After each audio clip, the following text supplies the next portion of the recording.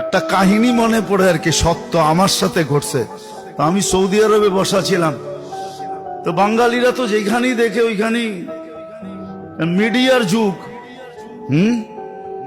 তো একটা আসিল, কিছু ছেলে থাকে না একটু দুষ্ট প্রকৃতির, মানে ওই দুষ্ট না, ও হাসতে হাসতে বলতেছে, দূর হুজুর, আমগো বাংলাদেশি গো কোনো হিসাবই হইব না। ওই কেন?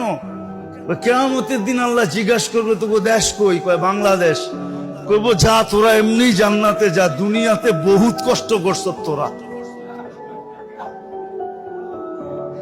এমন হাসি পাইছে আমার যে আসলেই তো দেখেন না, আমরা এয়ারপোর্টে যাইতে কত কষ্ট, আইতে কত কষ্ট, এইখানে কত কষ্ট, দেশে গেলে কত কষ্ট। আমাকে কষ্টের তো শেষ নাই, আর কি হিসাব নিব আমাদের থেকে? তোর কথাটা আমার ভালোই লাগছে, হাসতে হাসতে একটু মজাকি টাইপের ছেলে। আমি বললাম যে না, তুই সুন্দর বলছ, আমার ওয়াজ হয়ে যাবো এটা দিয়া।